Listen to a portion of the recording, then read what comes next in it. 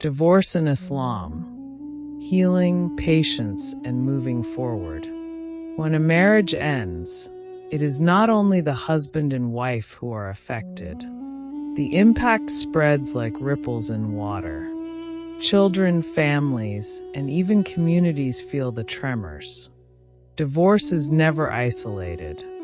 It reaches far beyond the two people who once pledged to share their lives. Islam, in its mercy, addresses these realities directly. It does not treat divorce as a simple separation between two individuals. Instead, it creates a framework that protects dignity, preserves justice, and shields the innocent. One of the most pressing questions after divorce is financial responsibility. Who provides? Who sustains? Who bears the weight of livelihood?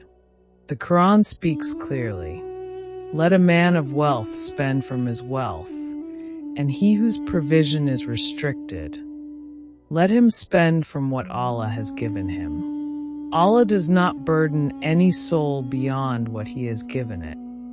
Quran 65:7. This verse sets the principle of fairness. A man must provide for his ex-wife during her waiting period, iddah, and for his children after divorce. His responsibility does not vanish with the end of marriage. If Allah has blessed him with wealth, he must spend generously. If he has little, he is commanded to give within his means. This teaching prevents abandonment. It ensures that women and children are not cast into poverty, as was common in pre-Islamic Arabia. It transforms divorce from an act of abandonment into an act still guided by duty.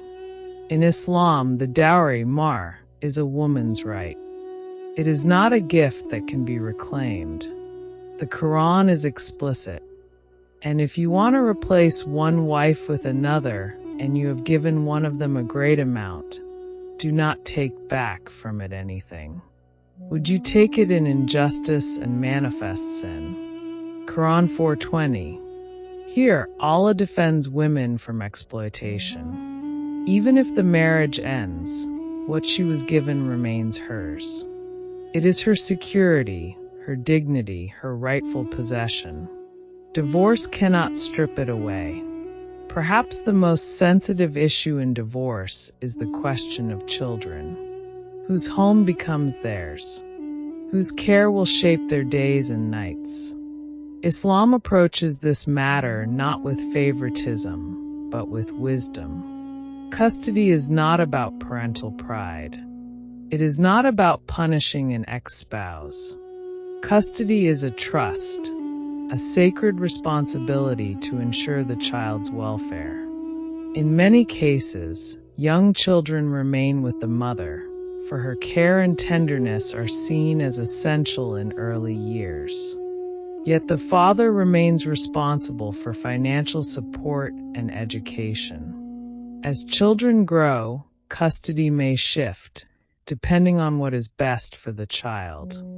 The Prophet once judged in favor of a mother when a dispute arose over custody. He said to her former husband, "You have more right to him as long as you do not marry." This ruling highlights a balance, recognizing the mother's role, while also protecting the child's stability. Above all, the principle is this: the child's well-being outweighs the ego of either parent. One of the greatest challenges after divorce is preserving dignity. Anger can make people cruel. Resentment can turn into insults, gossip, or revenge. Families may interfere, adding fuel to the fire. But Islam commands a higher path. The Quran says, "And do not forget graciousness between you." Quran 2:237. This verse is powerful. Even after separation, graciousness, kindness, respect, decency must remain.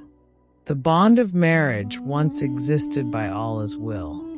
To honor that bond, even when it is broken, is to honor the Creator Himself. For the sake of children, for the sake of community, for the sake of faith, dignity must survive divorce. The Prophet Muhammad handled many divorce cases in his community. His approach was always rooted in balance and compassion. When men tried to misuse divorce to harm their wives, he condemned it. When women were wronged, he intervened. When children were caught between parents, he prioritized their needs. His leadership reminds us, divorce is not only about rights, it is about responsibility, justice, and mercy. Every decision must reflect not just the letter of the law, but the spirit of fairness. Islam does not place divorced individuals in isolation. The community has a role. Families are called to support, not to shame. Friends are meant to uplift, not to gossip. Leaders are meant to ensure justice, not to ignore suffering. The Prophet and his companions treated divorced women with respect. They married them, supported them, included them in society.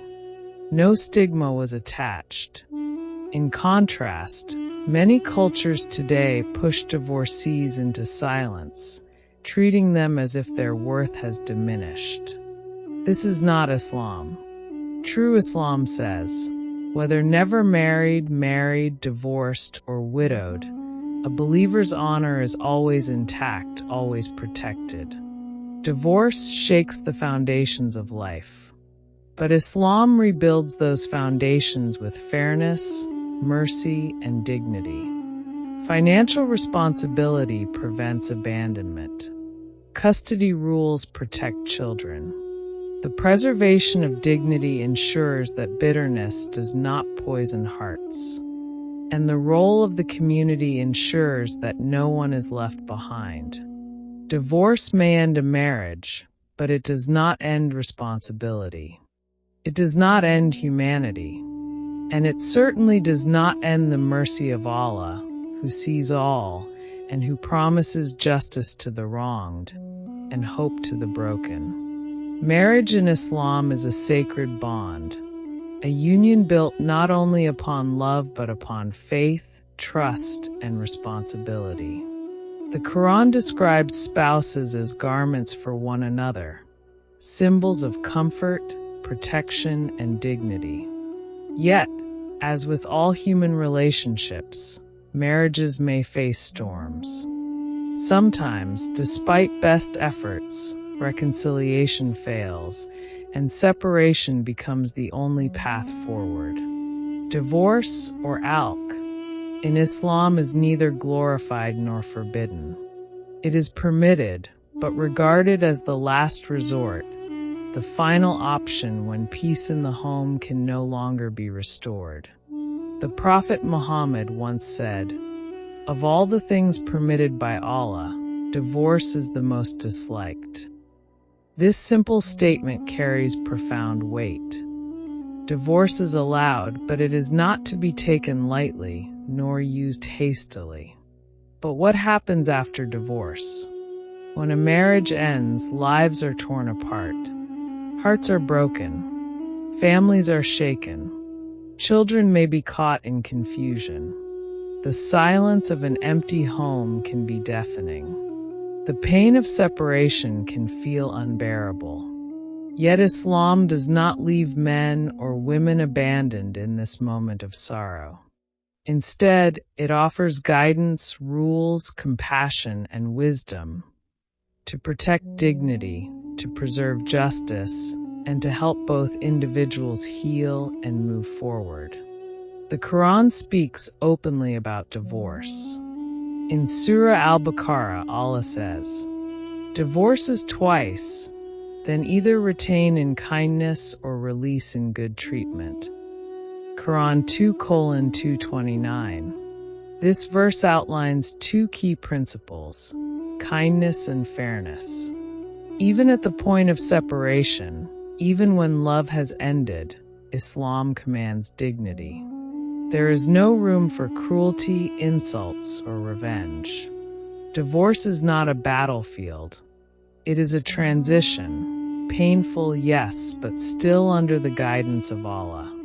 In Surah At-Talaq, Allah further says, "And when they have nearly fulfilled their waiting period, either retain them in an acceptable manner or part with them in an acceptable manner. And bring to witness 2 just men among you, and establish the testimony for Allah. That is admonished to whoever should believe in Allah and the last day. And whoever fears Allah, He will make for him a way out." Qur'an 65:2. This verse introduces another key concept. Iddah, the waiting period, a unique aspect of Islamic law after divorce.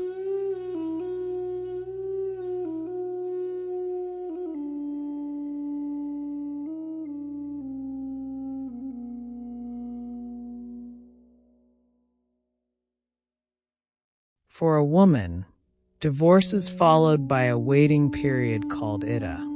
Depending on circumstances, this may last 3 menstrual cycles, or if she is pregnant, until the birth of her child.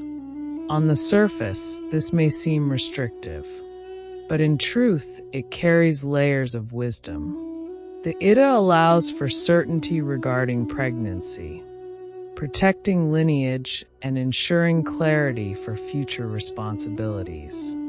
It also gives space for reconciliation. During this time, a husband and wife may choose to return to one another, repairing the bond before it is permanently broken. The iddah is not simply a countdown. It is a pause, a sacred breathing space where hearts may soften, anger may cool, and the possibility of forgiveness may emerge. For the woman, it is also a time of emotional healing. In Islamic tradition, she is not to be rushed, abandoned, or pressured. She has the right to housing and financial support during this period. The husband, even in separation, carries responsibility. Divorce does not erase accountability. Islam recognizes that divorce affects more than just the couple. Children may be involved. Families may be disrupted. Therefore, the faith sets clear boundaries to protect everyone. For the woman, her dowry mar remains her right. It cannot be taken back unjustly.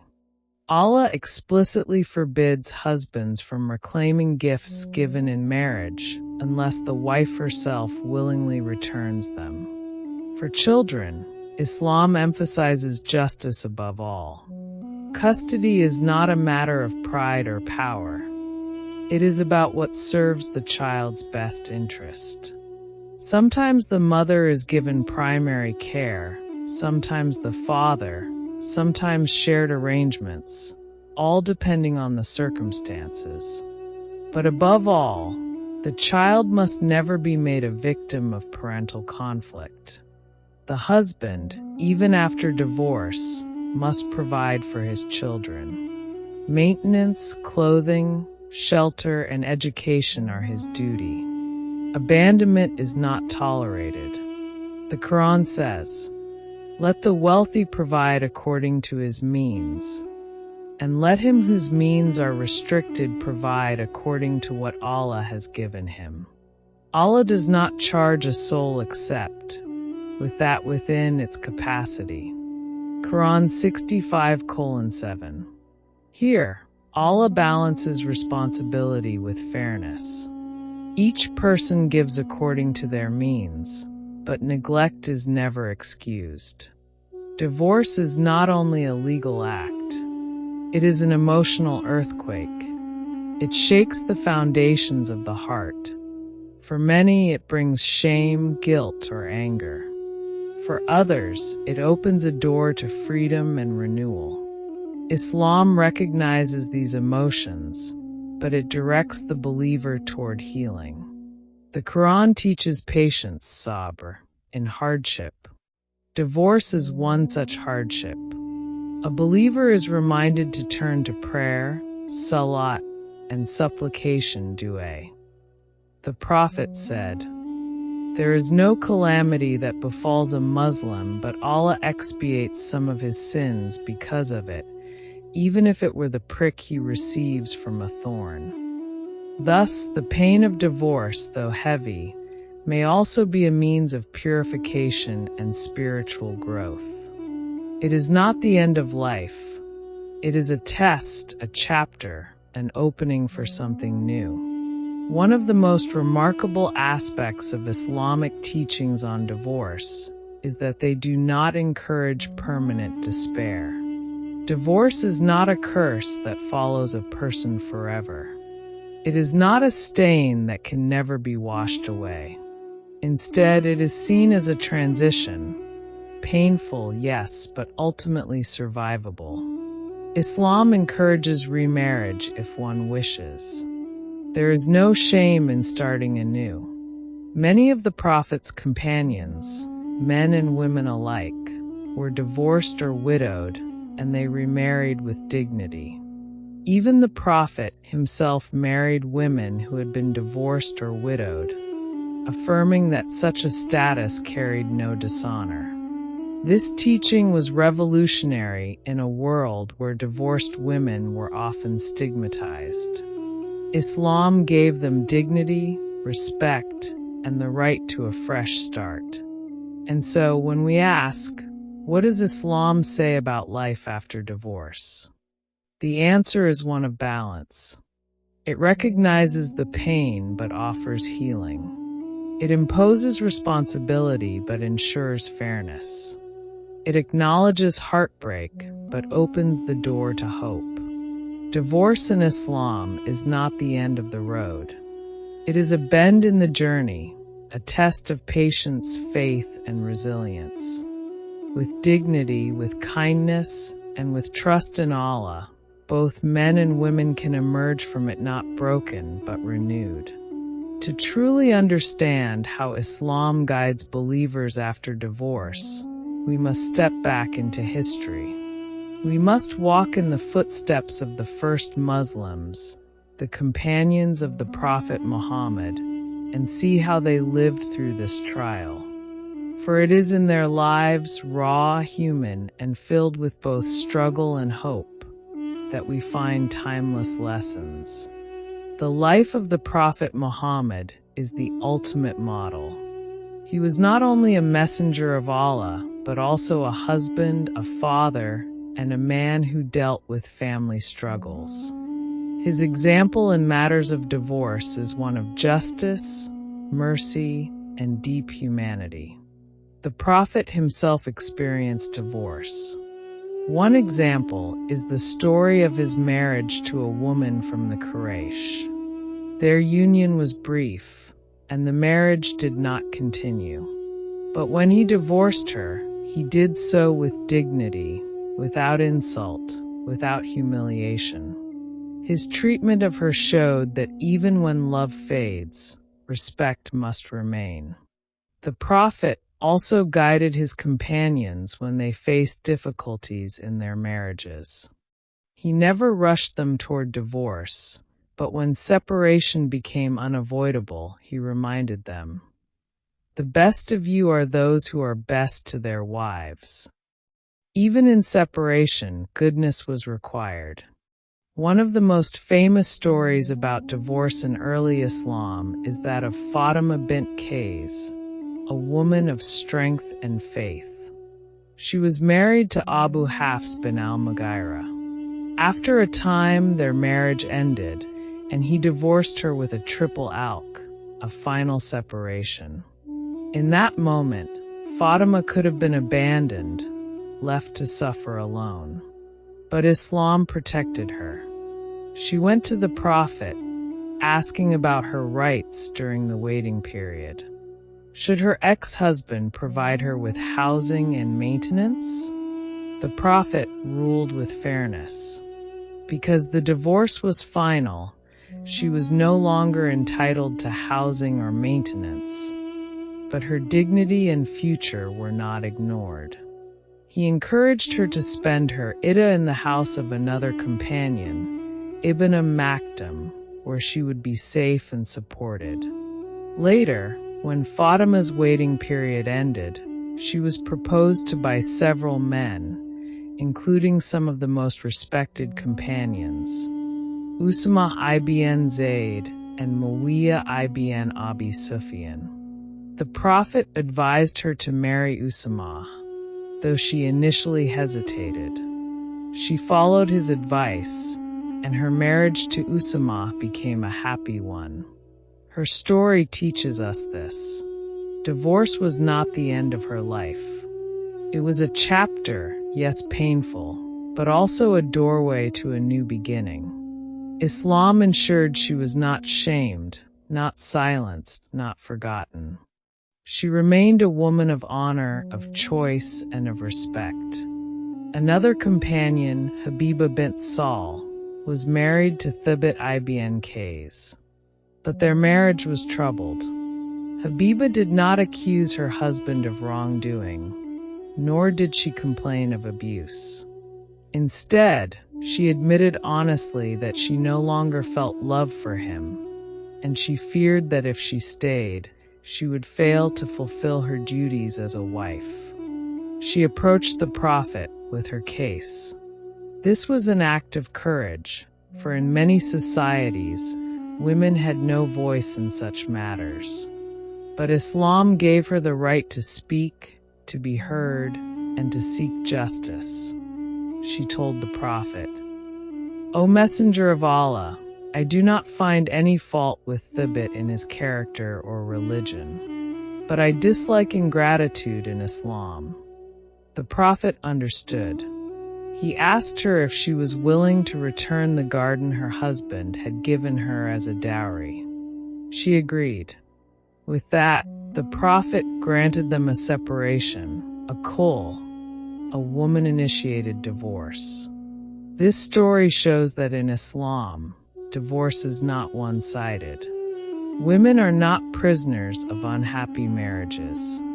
They have the right to seek separation when love and harmony are gone. And they do so with dignity through lawful means without stigma. The second caliph of Islam, Umar ibn al-Khattab, was known for his strict justice. He too dealt with cases of divorce, always ensuring that women and children were not wronged. In one case, a man divorced his wife and left her without proper support. She came to Umar, her face lined with worry, her voice heavy with pain. Umar did not tolerate neglect. He ordered the man to provide maintenance according to his means, reminding him that Allah himself commanded fairness even in separation. Umar also emphasized that children must never be used as tools in marital conflict. He declared that custody should always prioritize the child's well-being, not the ego of the parents. These rulings set a precedent that echoes across centuries. Islamic divorce law is not about power, it is about justice. Though divorce was allowed, it was never taken lightly among the early Muslims. It was recognized as painful, disruptive, and often heartbreaking. Families would grieve when separations occurred, neighbors would whisper, and communities would feel the ripple of loss. Yet, unlike many societies of the time, Islam did not stigmatize the divorced. Women who had been divorced were not seen as damaged goods, nor men as failures. Instead, they remained part of the community, respected and supported. This cultural shift was revolutionary. In pre-Islamic Arabia, women could be cast aside without rights, left vulnerable and dishonored. Islam changed that forever. It declared that every divorced woman had rights, dignity, and a future. When we study these stories, we see a pattern. Divorce in Islam is never meant to be a weapon. It is never meant to crush a soul or destroy a life. It is a path, sometimes bitter, sometimes necessary, but always guided by fairness, mercy, and faith. Fatima bint Qais, Habiba bint Saul, and countless others remind us that divorce is not an end. It is a test of patience, of faith, of justice. And for those who hold firm to Allah, it can lead not to despair, but to renewal. Divorce is not only a legal act. It is not simply the signing of papers, the pronouncement of words, or the end of a contract. Divorce is a wound of the heart. It is the collapse of dreams once built together. It is the silence that follows laughter, the empty chair at a family meal, the echo of footsteps in a lonely home. In the moment after divorce, emotions rage like a storm. Anger burns. Sadness weighs heavy. Guilt whispers. Fear of the future spreads like shadows. And yet, in this very storm, Islam offers light, the light of patience, the comfort of faith, the promise that even in heartbreak, Allah is near. The Qur'an speaks directly to those who suffer loss.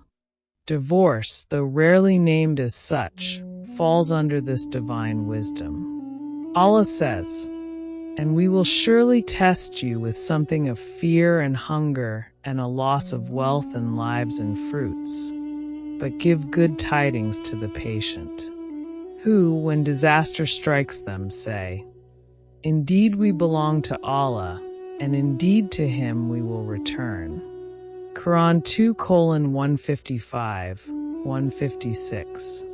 Here, divorce is recognized as one of life's tests. It is a form of loss, not only of a spouse, but of companionship, stability, even identity. But Allah reminds the believer, patience is not silent suffering. Patience is strength, resilience, and trust in Allah's wisdom. It is the belief that every ending hides within it a new beginning. The Prophet Muhammad was no stranger to grief. He buried loved ones. He felt loss. He cried when his son Ibrahim died, holding him in his arms as the child breathed his last. Tears fell from his eyes, and when asked, he replied, "The eyes shed tears, the heart feels grief, but we only say that which pleases our Lord." This response is a blueprint for all grief, including the grief of divorce. To cry is not weakness.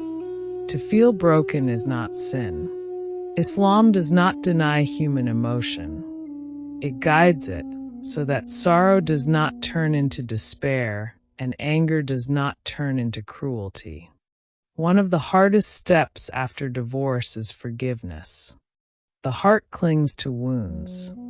Words once spoken replay endlessly in the mind. Anger feeds on betrayal, disappointment, and regret. But the Quran calls believers to rise above bitterness. Allah says, "And let them pardon and overlook." Would you not love for Allah to forgive you? And Allah is forgiving and merciful. Quran 2400 hours 22. This verse was revealed in a context of slander and betrayal, yet its message applies universally. If we seek Allah's forgiveness for our countless mistakes, can we not also forgive those who have hurt us? Forgiveness in divorce does not mean forgetting the pain.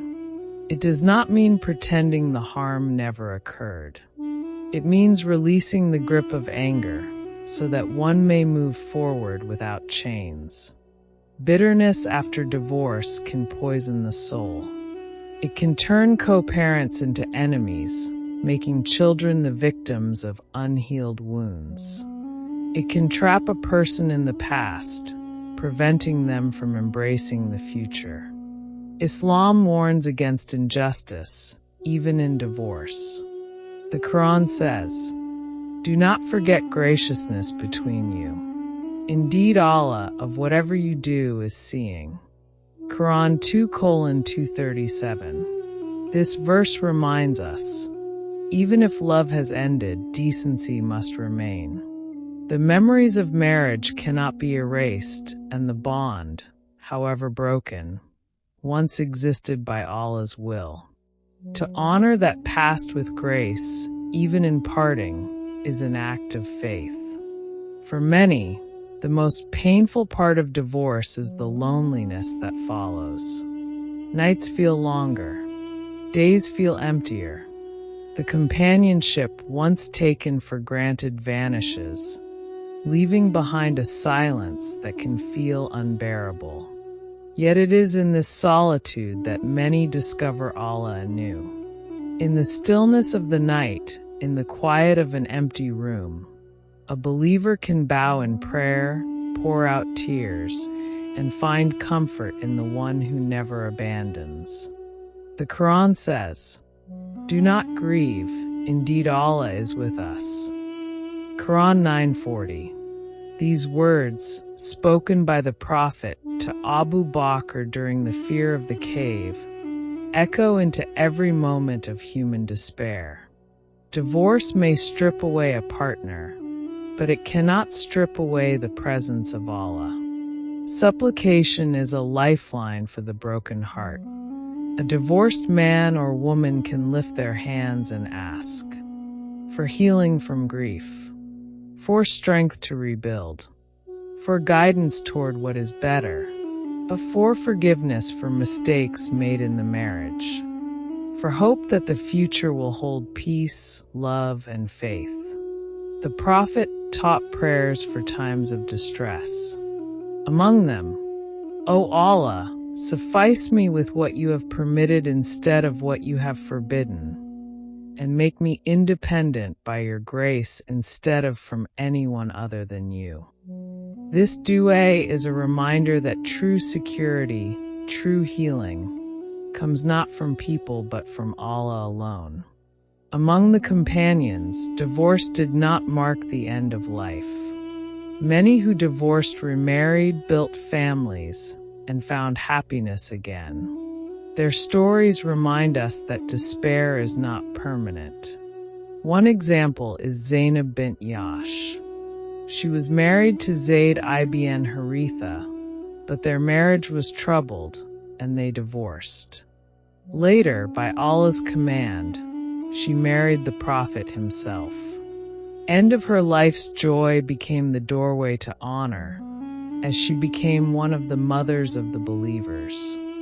Her story teaches us, divorce may close one door, but Allah may open a greater one. What feels like loss may in truth be preparation for a blessing unseen. Divorce is a wound, yes, but Islam does not leave the wound untreated. It prescribes patience for the bleeding heart, forgiveness for the poisoned soul, and prayer for the restless mind. It warns against bitterness, commands fairness, and opens the path to renewal. And most of all, it reminds us that in every loss, Allah remains. A believer may lose a spouse, a home, a dream, but they never lose their Lord. In His remembrance, there is healing. In His mercy, there is hope. And in His wisdom, there is always a way forward. When a marriage ends, life does not simply reset. It leaves behind echoes. Echoes in the hearts of the couple, echoes in the lives of children, and echoes in the community that surrounded them. Divorce is never a matter of two people alone. It reverberates across generations. In Islam, these echoes are not ignored. They are answered. The Quran and the teachings of the Prophet Muhammad address life after divorce with remarkable clarity, establishing guidelines that protect dignity, preserve fairness, and shield the innocent. Divorce does not erase responsibility. A man cannot walk away from his obligations. The Qur'an commands, "Let a man of wealth spend according to his wealth, and he whose provision is restricted, let him spend from what Allah has given him." Allah does not burden a soul beyond what he has given. Quran 65:7. This verse is revolutionary when compared to pre-Islamic Arabia, where women and children could be abandoned without support. Islam forbade this cruelty. The man remains responsible for maintenance during the waiting period, iddah, and for his children long after divorce. If he has wealth, he must provide with generosity. If he has little, he must still give within his means. The command is clear. Poverty does not excuse neglect. This principle highlights that divorce may dissolve marriage, but it does not dissolve duty. Another cornerstone is the protection of mahr, the dowry promised at marriage. The Quran declares, "And if you want to replace one wife with another, and you have given one of them a great amount, do not take back anything from it. Would you take it in injustice and manifest sin?" Quran 4:20. Here, Allah defends women against exploitation. Even if divorce occurs, her dowry remains hers. No husband has the right to reclaim it.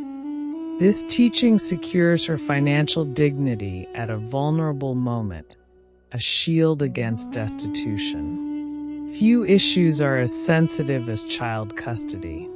Divorce often places children at the center of conflict, yet Islam reframes custody not as a weapon, but as a trust. The welfare of the child outweighs the ego of the parents. In many cases, younger children remain with the mother, whose nurturing role is crucial in their early years, while the father maintains financial responsibility and involvement in education. One case during the Prophet's time highlights this balance. A woman disputed custody with her former husband, and the Prophet ruled, "You have more right to him as long as you do not remarry." This ruling honored the mother's role, while also ensuring stability for the child. Custody, therefore, is not about ownership. It is about guardianship, love, and responsibility before Allah. The emotional storm of divorce can unleash anger, bitterness, and revenge. Families may add fuel with gossip, communities may stigmatize, and resentment may linger. Yet the Quran offers a higher command. "And do not forget graciousness between you." Quran 2:237.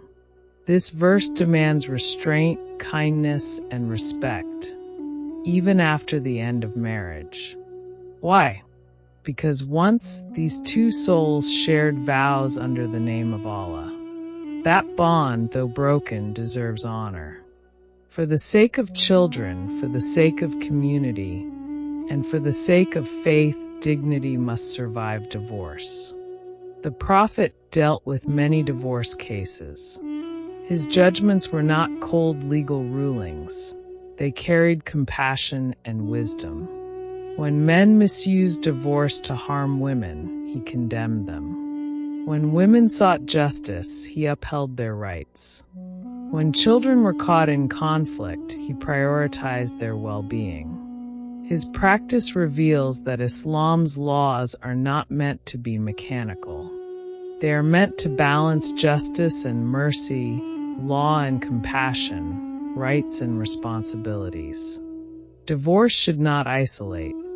Communities, families, and leaders bear a duty of support. The Prophet's society did not stigmatize divorced women. They were honored, supported, and even sought in marriage.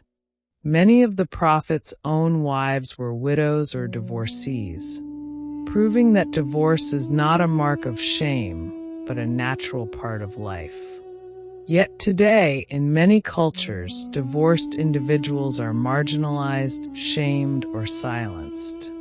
This is not Islam.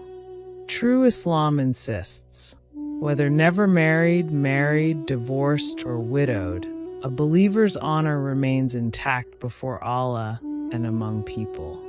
Divorce in Islam is not an ending without hope.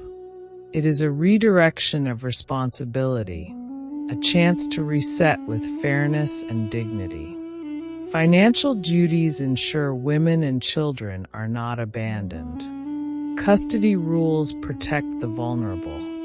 Dignity in separation preserves humanity. And community support ensures no one is left behind. Yes, divorce shakes foundations, but Islam provides a framework to rebuild brick by brick, with justice, mercy, and faith as the mortar that binds. Divorce is often seen as a door closing, but in Islam, every ending carries the seed of a beginning. Divorce is not the death of hope, nor the end of companionship. Instead, it is a test, and with every test, Allah opens new paths. After the storm of separation, the question lingers: what comes next? For many, the answer is remarriage, a new chapter, a second chance, a restoration of the heart. Unlike cultures that stigmatize divorced men or women, Islam actively encourages remarriage after divorce. The Qur'an itself commands, "And when you divorce women and they have fulfilled their term, do not prevent them from remarrying their former husbands if they agree among themselves in a lawful manner." Quran 2:232. This verse addressed families who used to block divorced women from marrying again, trapping them in isolation. Islam overturned that injustice. A divorced woman has the same right to seek love, security, and companionship as anyone else. Here, Islam speaks against stigma. Divorce is not shameful. Starting again is not disgraceful. It is part of life, honored by Allah. The Prophet Muhammad himself set an example. Many of his wives were either widowed or divorced. Salamah, R.A., for example, had children from a previous marriage when the Prophet married her. She feared stigma and hardship, but the Prophet comforted her, saying Allah would bring her blessings in a new chapter. Through these marriages, the Prophet demonstrated that divorce does not diminish dignity, and remarriage is not only permissible but honorable. Another path after divorce is reconciliation. Islam does not close this door. During the waiting period, iddah, a couple may reconcile if both wish. Even after iddah, if they desire to reunite, they may remarry with a new contract. This reflects Allah's mercy. Divorce is not an eternal punishment.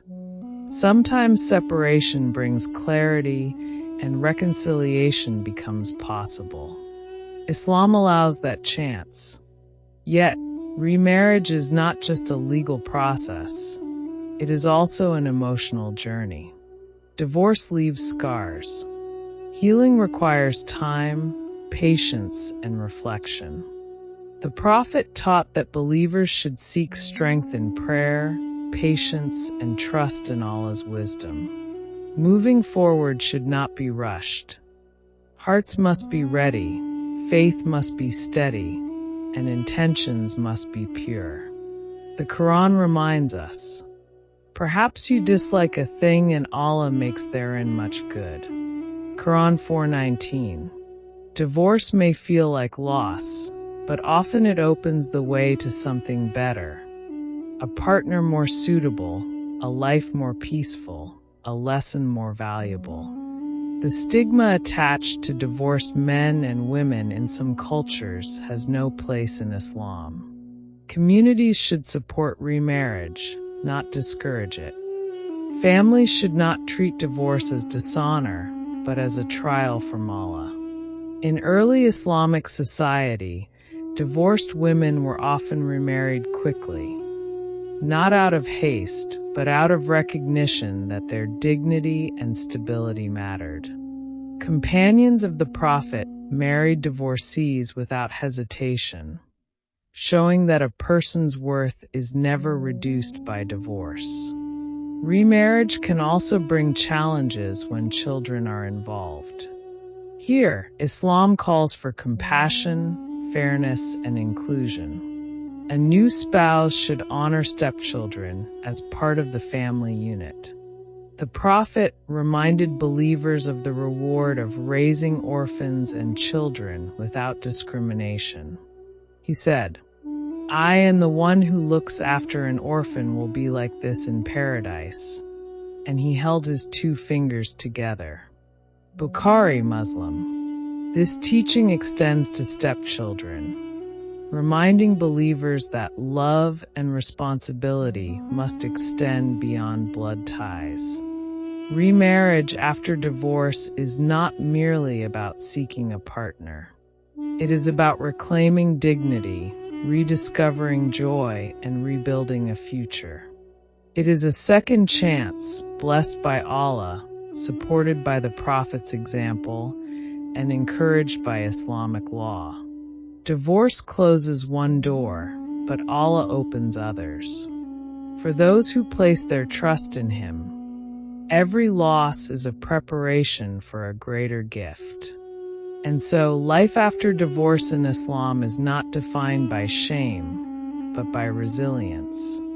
Not by endings, but by renewal. Divorce is never just a legal separation. It is a storm that sweeps through the heart, rearranging lives, breaking routines, and leaving silence where once there was laughter. Yet Islam, in its wisdom, does not abandon the believer in that silence. It guides them, offering a path not only for survival, but for healing and renewal. In times of pain, patience is the believer's shield. The Qur'an commands, "O you who believe, seek help through patience and prayer. Indeed, Allah is with the patient." Qur'an 2:153. Here lies a divine promise. Patience is not endurance in isolation. It is companionship with Allah. For the man or woman walking the lonely road after divorce, this verse is a lantern. It assures them that their tears are seen, their struggle is known, and their patience is recorded with reward beyond imagination. Every loss has its language. Sometimes it is anger, sometimes grief, sometimes silence. Islam transforms that language into dua. The divorced believer is invited to pour their heart out before Allah. In whispered prayers at dawn, in long sujud at night, in quiet moments where only Allah listens. Call upon me, I will respond to you. Allah declares in the Qur'an 40:60. These words are not metaphor. They are reality. The healing begins the moment one lifts their hands, trusting that Allah hears. Divorce often leaves behind bitterness, words that cannot be taken back, wounds that resist closing. But Islam calls the believer to forgiveness. Not always reconciliation, but release. The Quran reminds us, let them pardon and overlook. Would you not love that Allah should forgive you? Quran 2400 hours 22. Forgiveness here is not weakness. It is freedom. It is the act of placing the burden down, refusing to let past pain rule the future. It is choosing peace over resentment. One of divorce's most difficult effects is the feeling of being stripped of identity. A wife is no longer a wife. A husband is no longer a husband. Both may ask, who am I now? Islam answers clearly. You are first and foremost a servant of Allah. Your worth is not defined by your marital status, but by your faith, your deeds, your character. The Prophet said, "The most beloved of people to Allah are those most beneficial to others." Al-Mujam al-Asa. Whether married, divorced, or widowed, your honor remains intact. Your capacity to serve Allah and humanity remains untouched. Every hardship in Islam carries a lesson. Divorce may break the heart, but it can also soften it. It may teach humility, patience, empathy. It may force the believer to return to Allah more deeply than ever before. Allah reminds us in the Qur'an, "Indeed, with hardship comes ease. Indeed, with hardship comes ease." Quran 94:5-6. The repetition is not by accident. Twice Allah declares it, so that no believer ever forgets. No trial is endless, no wound without healing. For some, ease comes in the form of remarriage. For others, it comes in rediscovering themselves, building a new life, or embracing service to family and community. Both are noble. Both are honored by Allah. The Prophet once told a companion who had lost his wife, "Perhaps Allah will give you someone better." Musnad Ahmad. This is the essence of hope in Islam. Loss may prepare the way for gifts unseen. What feels like an end may, in truth, be the beginning of a better chapter.